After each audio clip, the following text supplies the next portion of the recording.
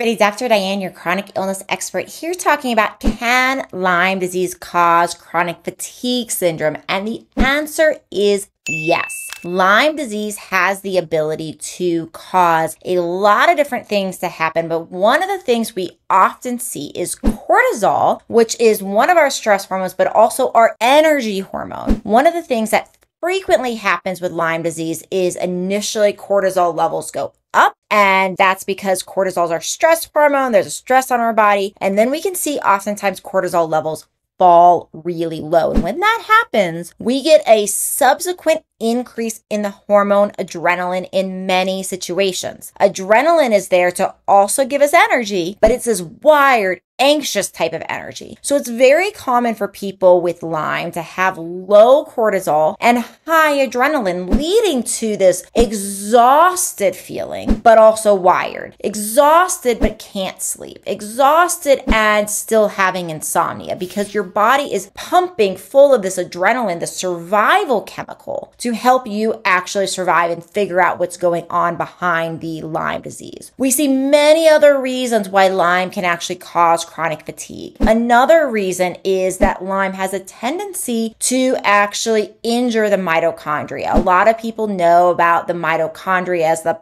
powerhouse of the cell. But essentially what that means is the mitochondria is the part of the cell that is involved in the last final step, that is taking food that we eat and turning it into usable energy by the body. And if this part of the cell is not working, your body cannot produce energy from the food you eat. That leads to fatigue. So a lot of people will read about mitochondrial dysfunction when they think about chronic fatigue online, and they'll try things. They'll maybe add some CoQ10, they'll add some carnitine, they'll add some alpha-lipoic acid, these nutrients that are this food for the mitochondria. Most of the time when there's Lyme disease, what happens when you add those nutrients is they work temporarily, but then you crash again. And the reason for that is because you're not getting to the root. And if you still have something like Lyme disease, like something else that is impacting those mitochondria, and you just give these supplements to actually help the mitochondria work better, but the mitochondria are still under attack, it doesn't work in a permanent way. So you got to get to the root. You got to figure out the why. So please do subscribe to continue to learn information like this. Please do join me at my next masterclass. So many times this type of information brings up all these questions. Well, guess what? I educate people and I love to do education, and you can get more information like this. You can show up and ask me your questions and get more understanding about what we're talking about here today by showing up for my next masterclass. At this point in the time, I'm offering these for free. I don't know if I will always do that, but I'm definitely doing that at the time of making this video. So please do sign up for that today. You'll see that below. All right, everybody, I'll see you in another video.